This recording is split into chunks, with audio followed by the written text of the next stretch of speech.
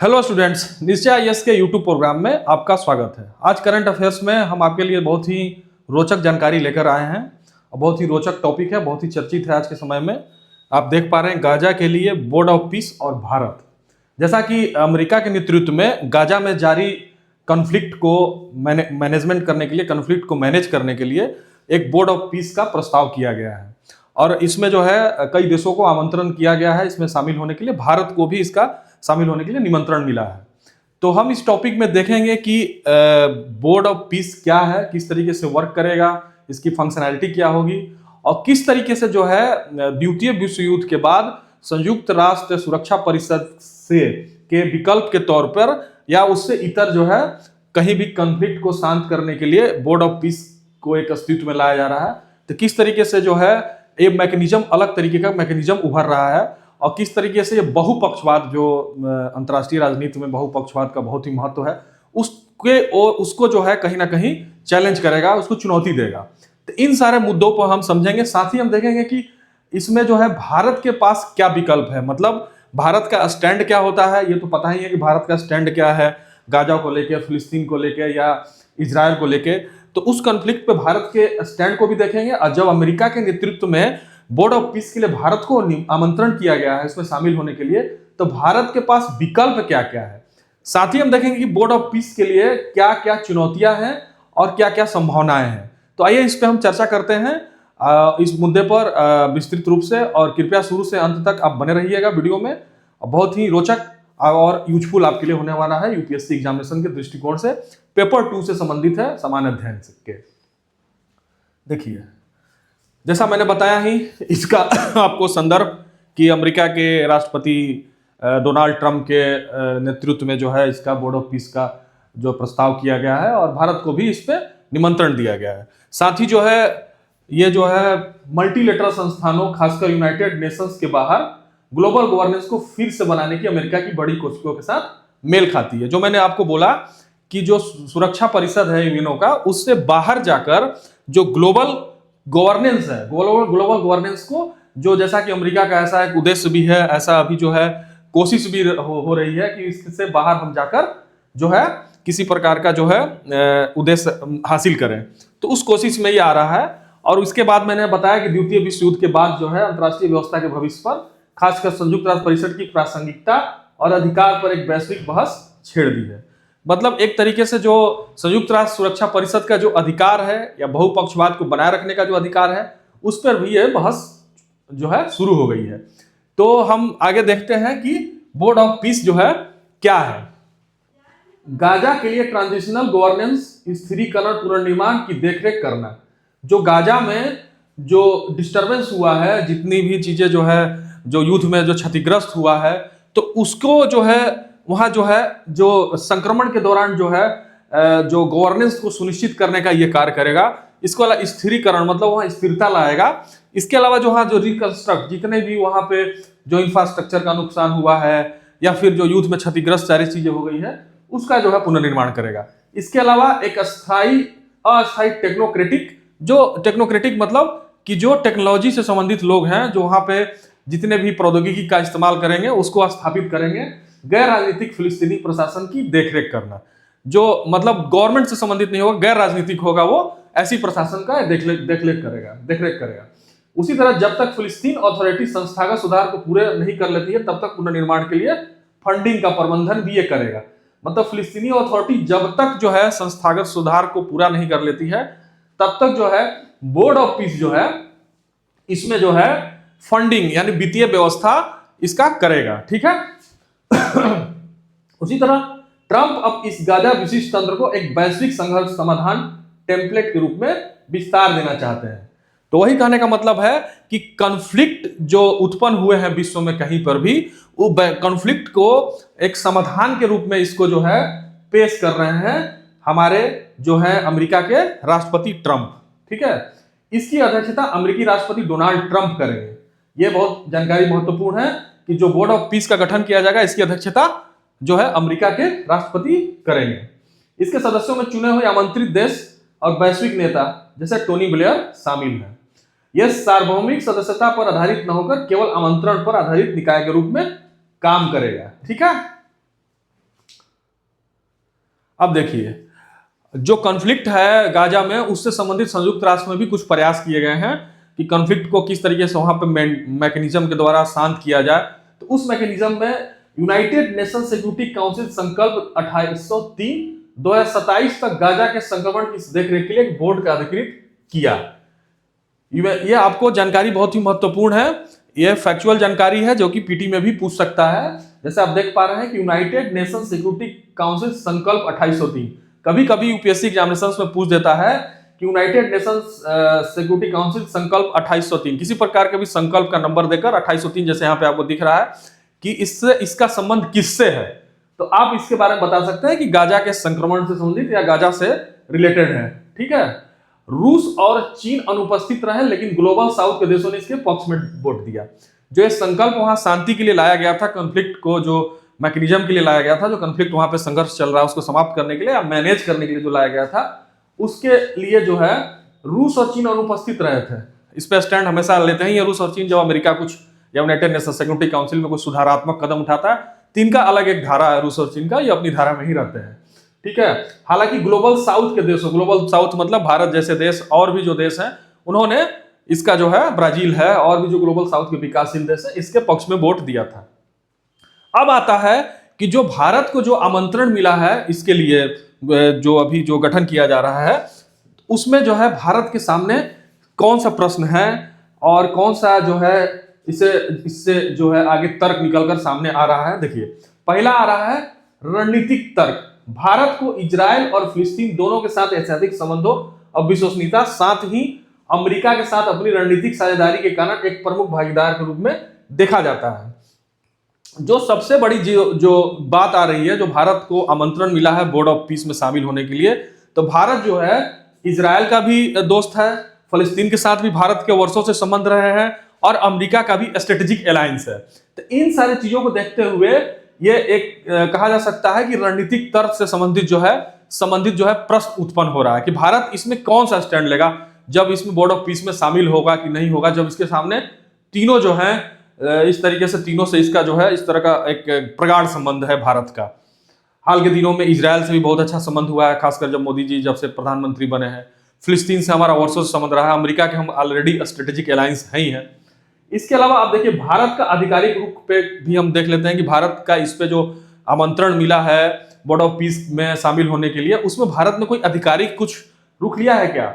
भारत ने अभी तक कोई फैसला नहीं लिया है और इस बारे में कोई भी सार्वजनिक बयान नहीं दिया है कि वो आमंत्रण स्वीकार करेगा या नहीं। ठीक है, अभी भारत ने इसकी कोई पुष्टि नहीं की है, यानी अभी चुप है भारत इस प्रश्न को लेकर। अब देखिए, भारत की नीति के साथ तालमेल।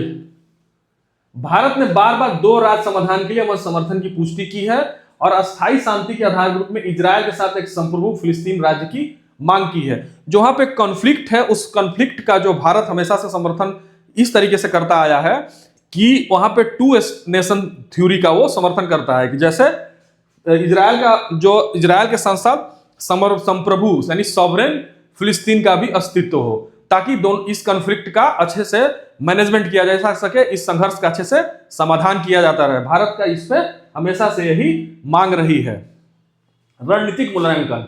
नीति विशेषज्ञों का कहना है कि भारत को मानवीय चिंताओं और वैश्विक महत्वाकांक्षाओं को प्रतिष्ठा, कानूनी और रणनीतिक जोखिमों के साथ संतुलित करना होगा और औपचारिक रूप से बोर्ड में शामिल हुए बिना राहत और पुनर्निर्माण का समर्थन कर सकता है। अब भारत के सामने जो इन सारे चीजों को प्रश्न करने के बाद, प्रश्न में विचार करने के पास जो विकल्प आ रहा है, विशेषज्ञ ये कह रहे हैं कि भारत बिना इस उसमें बोर्ड ऑफ पीस में शामिल हुए जो है संतुलित दृष्टिकोण अपनाकर जितने भी रणनीतिक जोखिम है और इसमें जो है आगे जो उसमें वहां पे जो पुनर्निर्माण का काम चलेगा या उसको एस्टेब्लिश करने का काम चलेगा, उसमें अपना समर्थन दे सकता है। एक संतुलित दृष्टिकोण जैसा कि बनाता आया है भारत ऐतिहासिक रूप से भी, अगर आप देखिएगा तो। ठीक है, तो यही विकल्प के तौर पर भारत को विशेषज्ञ बता रहे हैं कि बिना शामिल हुए भी वो वहां के पुनर्निर्माण को समर्थन दे सकता है। अब देखिए, अब इसमें देखिए कि जो बोर्ड ऑफ पीस है, इसके सामने मुख्य चुनौतियां क्या है और आगे का रास्ता या समाधान क्या हो सकता है, तो वो इस चीजों पे हम चर्चा करते हैं। देखिए, वैश्विक व्यवस्था के लिए चुनौतियां क्या है? बहुपक्षवाद और संयुक्त राष्ट्र की केंद्रीयता का कमजोर होना। जैसा कि मैं शुरू में ही बोला कि जब एक विकल्प के तौर पर बोर्ड ऑफ पीस का गठन किया गया है और बोर्ड ऑफ पीस का प्रस्ताव किया जा रहा है और इसमें बहुत सारे देशों को आमंत्रण किया जा रहा है, तो कॉन्फ्लिक्ट मैनेजमेंट का अभी तक जो है कार्य जो है विश्व में संयुक्त राष्ट्र संघ के देखरेख में किया जाता रहा है। वहां की सेना है, संयुक्त राष्ट्र की शांति सेना है, वो जाकर वहां कॉन्फ्लिक्ट मैनेजमेंट करती है। तो अमेरिका के नेतृत्व में एक विकल्प के तौर पर जब इसको खड़ा किया जा रहा है, तो जो बहुपक्षवाद है, मल्टीलेटरलिज्म है, जिसमें सारे देशों की सहमति से कोई भी कार्य होता है, तो बहुपक्षवाद यानी मल्टीलेटरलिज्म जितने भी संगठन है उन पे कहीं ना कहीं ये जो है उनके केंद्रीयता को कमजोर करेगा। ठीक है, विशेष शक्ति संचालित शासन तंत्रों का उदय और नियम आधारित अंतरराष्ट्रीय व्यवस्था को कमजोर करना, तो ये चुनौती है विश्व व्यवस्था के समक्ष कि विशेष शक्ति संचालित तंत्रों का उदय, जैसे विशेष मतलब अमेरिका लेड नेतृत्व का और भी उदय होगा। ठीक है, तो ये लोकतांत्रिकरण जो हुआ है संयुक्त राष्ट्र संघ का, इतने वर्षों से उसने काम किया है, द्वितीय विश्व युद्ध के बाद जो है उसकी भूमिका बहुत ही महत्वपूर्ण हो गई है, कहीं भी कॉन्फ्लिक्ट मैनेजमेंट में उसने भूमिका अपनी अदा भी की है। लेकिन ऐसे में जब ये प्रश्न आ गया है कि बहुपक्षवाद पर और किस तरीके से संयुक्त राष्ट्र की केंद्रीयता पर ये एक चुनौती है। अब देखिए भारत के लिए क्या है, भारत के लिए क्या है, सुधारित बहुपक्षवाद के प्रति प्रतिबद्धता और अमेरिका के नेतृत्व वाली पहलों के साथ व्यवहारिक जुड़ाव के बीच तनाव। देखिए अब भारत क्या है कि भारत हमेशा से जो है लोकतंत्र का, लोकतांत्रिक व्यवस्था का या बहुपक्षवाद का या मल्टीलेटरिज्म का समर्थन करता है, समर्थक है। लेकिन अब क्या हो रहा है कि किसी ऐसी शक्ति केंद्रित जब शासन का विश्व स्तर पर जब उदय होगा, तो अमेरिका, चूंकि भारत जो है भारत का जो है स्ट्रेटेजिक अलायंस है, तो ऐसे में भारत के पास ये जो है इस नेतृत्व के साथ जाने की या फिर बहुपक्षवाद जो सुधारित बहुपक्षवाद है उस व्यवस्था का समर्थन करने के बीच में भारत फंस सकता है या तनाव हो सकता है, ऐसी उत्पन्न होने की संभावना जताई जा रही है। तो ये भारत के लिए चुनौती है। साथ ही इसमें क्या आगे भारत का समाधान क्या हो सकता है, एक ऐसी प्रणाली को वैधता देने का जोखिम जो यूनाइटेड नेशन सिक्योरिटी काउंसिल के सुधार के लिए भारत के लंबे समय से चले आ रहे प्रयास को कमजोर करती है और ग्लोबल साउथ की आवाजों को हंसिए पर ढकेलती है। तो ये दो चुनौती भारत के लिए है।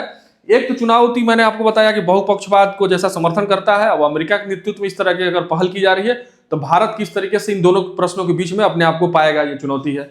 दूसरा है कि जैसा कि संयुक्त राष्ट्र संघ के सुरक्षा परिषद में भारत डिमांड करता आया है स्थायी सीट के लिए, जानते हैं कि स्थायी सीट में परमानेंट मेंबर 5 है, भारत उसके लिए प्रयास कर रहा है कि मैं भी उसमें परमानेंट मेंबर बन जाऊं संयुक्त राष्ट्र सुरक्षा परिषद का, और संयुक्त राष्ट्र संघ का इस तरीके से सुधार हो, रिफॉर्म हो, भारत लंबे समय से इसकी मांग करता रहा है। तो इन सारे, और ग्लोबल साउथ की भारत आवाज बन के भी उभर रहा है, और भारत की जो क्षमता है, कैपेबिलिटीज है, उस आधार पर ग्लोबल साउथ के देश अपने आवाज के रूप में इसको देखते भी हैं। तो इन सारे चीजों के बीच जो है ये इस चीज को चैलेंज करेगा जब ये चीजें उभर के आ रही है कि एक पीस बोर्ड का गठन किया जाएगा और इसमें बहुत सारे देश शामिल होंगे, अमेरिका के नेतृत्व में ये काम करेगा। तो इन सारी चीजों में भारत के समक्ष ये चुनौती उत्पन्न हो रही है। ठीक है, अब देखिए निष्कर्ष क्या हो सकता है।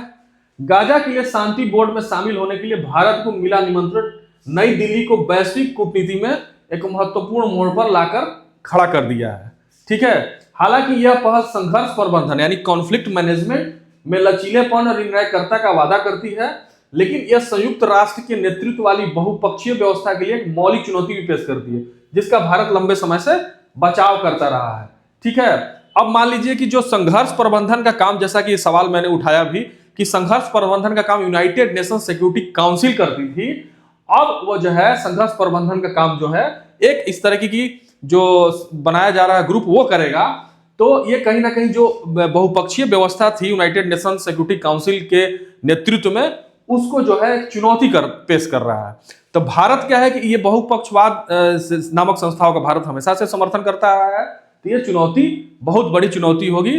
तो इसमें जो है कूटनीति में बहुत महत्वपूर्ण मोड़ है भारत के लिए, और इसमें जो विकल्प है कि इसमें जो है बाहर से वो समर्थन दे सकता है भारत, और जितने भी वहां निर्माण कार्य है बिना इस ग्रुप में शामिल हुए, चूंकि भारत का हमेशा से नीति रही है कि कॉन्फ्लिक्ट मैनेजमेंट होना चाहिए, और 2 नेशन थ्योरी का भी भारत समर्थक रहा है। तो आने वाले समय में ये देखना होगा कि ये ग्रुप जो है किस तरीके से काम करती है और भारत इस पे क्या आने वाले समय में रुख लेता है। भारत ने अभी तक इस पे अपनी स्पष्टता या कोई आधिकारिक बयान नहीं जारी किया है। तो इस टॉपिक में आज के लिए इतना ही, और अब हम इससे रिलेटेड जो है आपको एक अभ्यास प्रश्न बताते हैं।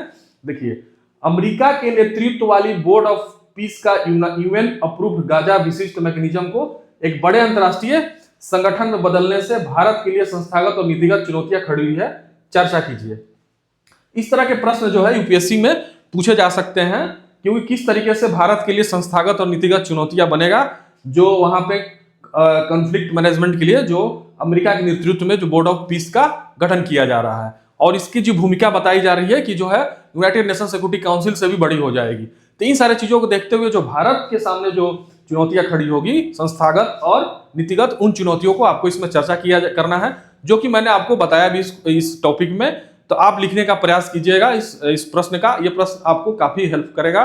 खासकर जो मेंस में समान अध्ययन के पेपर 2 में जो क्वेश्चंस अंतरराष्ट्रीय संबंध से पूछते हैं, वो कहीं ना कहीं वो उसका डायरेक्शन करंट से रिलेटेड चीजों को, जो अंतरराष्ट्रीय संबंध की चीजें उससे जोड़ के जोड़ने की कला रहती है, और इसमें भारत का पक्ष उभर कर सामने आ रहा है।